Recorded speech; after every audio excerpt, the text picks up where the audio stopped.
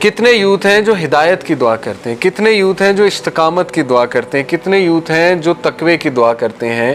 یہ وہ چیزیں ہیں جو لانگ ٹرم میں فائدہ دیں گی. اور بھائی کیریئر رسک جو ہے، کئی لوگ میں نے دیکھے ہیں ان کا کیریئر اچھا ہے لیکن ذہنی طور پہ پاگل ہوئے ہوئے، ذہنی طور پہ سکون ہے ہی نہیں انہیں، ٹھیک ہے نا. جسمانی طور پہ وہ ختم ہو چکے ہیں 3 جابس کر کے. تو کیا فائدہ ہوا؟ اس لیے جس چیز کی ضرورت ہے اس کی دعا کریں، اس پہ غور کریں. اللہ کے نبی کی دعائیں آپ دیکھیں تو آپ حیران رہ جائیں گے کیا کیا مانگا ہوا ہے. آپ حیران ہوئیں گے میں نے تو کبھی چیز مانگی نہیں، میں نے تو اس پہ کبھی غور ہی نہیں کیا، ٹھیک ہے نا، کیونکہ پرائیورٹی نہیں ہے. کچھ حالات آپ کو درپیش آ گئے ہیں تو اس میں سے صحیح بات اخذ کرنا، اس کو کہتے ہیں میکنگ دا رائٹ انٹرپریٹیشن. ٹھیک ہے، اس پر میں آپ کو ایک واقعہ سناتا ہوں بڑا مزے کا. اشفاق احمد لکھتے ہیں، واقعہ شاید فرضی ہے لیکن فرضی واقعات سے اگر ہم کچھ لیسن لرن کر لیں تو اس میں کوئی حرج نہیں. واقعہ ایسے ہے کہ ایک بادشاہ کی سلطنت تھی. اس سلطنت میں ایک شخص تھا، اس کے پاس ایک انتہائی نایاب گھوڑا تھا. اتنا نایاب کہ بادشاہ اس کا شدائی ہو گیا، اور بادشاہ بہت زیادہ شدائی تھا گھوڑوں کا. بادشاہ نے کہا یار اس شخص سے یہ گھوڑا لے آؤ، میں نے خریدنا ہے. اس کا وزیر گیا، شخص کو کہا کہ گھوڑا بیچ دے اپنا. اس نے کہا کچھ اور مانگ لو لیکن گھوڑا یہ کہ بچپن سے میری اس کے ساتھ افیلیشن ہے، جذبات ہیں، بیٹوں کی طرح پالا ہے. اس نے کہا گھوڑا میں نہیں دے سکتا، گھوڑا مجھے بھی بہت پسند ہے. بڑا حیران ہوا، وزیر واپس چلا گیا. بادشاہ کو یہ بات برداشت نہ ہوئی، اس کو غصہ آیا. اس نے کہا اچھا، اس نے کہا میں چلتا ہوں. بادشاہ خود آ گیا. بادشاہ نے کہا کہ منہ مانگی رقم تجھے دوں گا، جو تو کہتا ہے تجھے دوں گا. اس نے کہا بادشاہ سلامت آپ جان مانگ لیں لیکن یہ کہ یہ نہیں میں دے سکتا، میری ویلیوز کے خلاف ہے یہ بات کہ میں اپنا پالا ہوا گھوڑا جو ہے وہ اس طرح بیچ دوں. مجھے ہے ہی نہیں ضرورت، نہیں مال کی، اللہ نے دیا الحمدللہ. اب لوگ جمع ہو گئے، یہ دیکھ رہے تھے سارا ماجرا. لوگ آپ کو پتہ ہے جینا حرام کرتے ہیں. بادشاہ نے کہا اچھا چل تجھے میں آدھی سلطنت دے دوں گا. بادشاہ نے ٹیسٹ کرنے کے لیے، تو اس نے مسکرا کر کہا کہ نہیں. اب بادشاہ نے کہا تو پچھتائے گا. بادشاہ چلا گیا. لوگ آ گئے، لوگ نے کہا کہ یار تو اتنا بدبخت ہے، دیکھ تو اتنی بڑی آفر ہو رہی، کیا یہ گھوڑا، ایک گھوڑے کے پیچھے تو نے بادشاہ کی یہ آفر ریجیکٹ کر دی.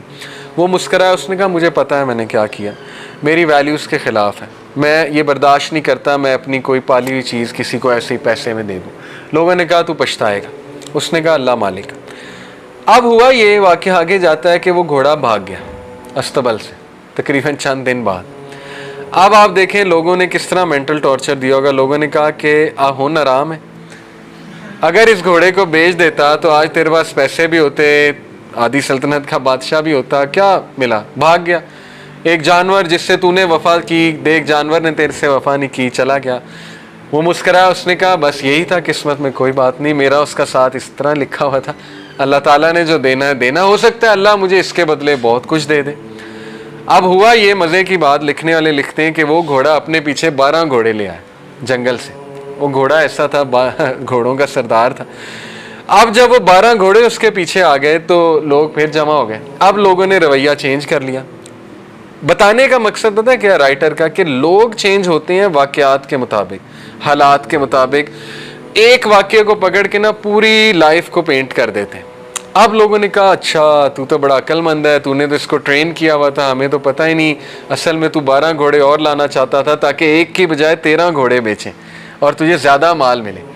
تو وہ ہنسا کہتا ہے نہیں تم لوگ بیوقوف ہو، ایسی کوئی بات نہیں، بس اللہ نے دینا تھا، اللہ نے مجھے اس کے بدلے دیا اور میرا اللہ پہ بلیف ہے، جو ہوتا ہے بہتری کے لیے ہوتا ہے. وہ ابھی تک رائٹ انٹرپریٹیشنز کر رہا ہے، ٹھیک ہے. اس کے بعد یہ ہوا کہ اس کے گھوڑے پہ اس کا بیٹا بیٹھا ہوا تھا، اکلوتا بیٹا. گھوڑے نے اسے گرایا، اس کے بیٹے کی ٹانگ ٹوٹ گئی. اب وہ پھر آگے لوگ دیکھا منوس گھوڑا ہے، تیرا اکلوتا بیٹا، تیرا کون سہارا بنے گا. اس نے کہا بھائی دیکھو یہ اللہ کی طرف سے ہوا ہے، اللہ مالک ہے، میرا سہارا اللہ ہے. میرا بیٹا ٹھیک ہے اس کی ٹانگ ٹوٹ گئی لیکن یہ کہ دکھ تو بہت ہے، بٹ یہ کہ میری نظروں کے سامنے رہے گا، چلو اللہ تعالیٰ اس سے کوئی بہتری لائے گا. ایسا ہی ہوا. جنگ چھڑی اس میں علاقے میں، اور اس تک دور کا رول تھا کہ ہر ایسا بچہ جو چل پھر سکتا ہے اس کے ہاتھ میں تلوار پکڑائی جاتی تھی کہ آ جاؤ بھائی. اس کے گھر سولجرز آئے، بادشاہ کے دیکھا کہ ٹانگ ٹوٹی ہے بیٹے کی، انہوں نے کہا یہ تو ہمارے کسی کام کا نہیں، اس کے بیٹے کو چھوڑ کے چلے گئے. اب لوگ پھر آ گئے، کہتے تو بہت خوش قسمت ہے، تیرا بیٹا تیرے پاس ہے، لخت جگر ہمارے بیٹوں کو لے گئے، رونے لگ گئے، یہ وہ ہمارا کیا بنے گا، یہ وہ. اس نے کہا I've had enough. तुम लोग एक नंबर के बेवकूफ़ हो, और तुम लोगों का मसला ये है कि ज़िंदगी में कोई एक हादसा होता है तुम उसको पकड़ के कंक्लूजन पे पहुंच जाते हो और पूरी लाइफ पेंट कर देते हो, जबकि हर मकसद हादसे का एक मकसद होता है। मैंने क्या किया ये मुझे पता है, उसकी सेल्फ अवेयरनेस बहुत हाई थी कि मैं ये नहीं कर सकता काम, अल्लाह देगा। अल्लाह ने मुझे नवाजा भी है, एक हादसे से भी गुजारा, एक्सीडेंट से। अब वो घोड़े को ब्लेम करने लग जाता, ये दुख पकड़ने लग जाता कि काश मैं ये घोड़ा बेच देता तो आज मेरे बेटे की टांग ना टूटती, फिर तो वो मारा गया, फिर तो उसने आगे भी नहीं चलना, ना वो बच्चों को प्यार दे सकेगा। तो मसला ये है कि हम लोग एक पास्ट के वाक़े को ब्लेम करते रहते हैं कि यार इसकी ना बदवा लग गई हो, इसकी वजह से ना हो गया हो, इसके साथ मैंने ऐसे किया था, ये ना हो गया हो, वो ना हो गया हो। तो अल्लाह तो कब का माफ़ कर चुका है, लेकिन आप खुद अपने आप को माफ़ नहीं कर रहे। असल बात ये है, अल्लाह से तो आपने तभी माफ़ी मांग ली थी, और अल्लाह तो कहता है मुझसे माफ़ी, और उस बंदे से भी ऐन मुमकिन है आपने उसके हक़ में भी दुआ कर ली होगी, उससे भी माफ़ी मांग ली होगी, लेकिन इंसान खुद अपने आप को माफ़ नहीं करता। तो फिर ये कि ऐसा बंदा ना खुद खुश रहता है ना दूसरों को खुश रहने देता है। इसलिए राइट इंटरप्रिटेशंस, देखिए मैं आपको हमारी मिसाल देता हूँ। अभी रिसेंटली आपको पता है कि यूथ क्लब के ख़िलाफ़ एक वेव चली, बहुत से लोगों ने क्लिप्स बनाए, बातें की, हमें बहुत दुख हुआ।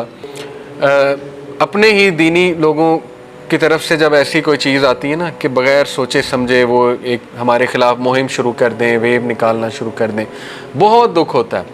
लेकिन राइट इंटरप्रिटेशन ये है कि यार अगर 2 ने हमारे ख़िलाफ़ बनाई तो 10 ने दुआएं भी तो दी ना, 10 ने फेवर में भी तो बोला ना।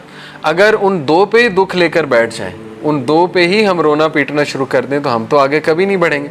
तो होता क्या है कि शैतान आपको सिर्फ वो 2 चीज़ें दिखा रहा होता है कि ये देख ये हो रहा है।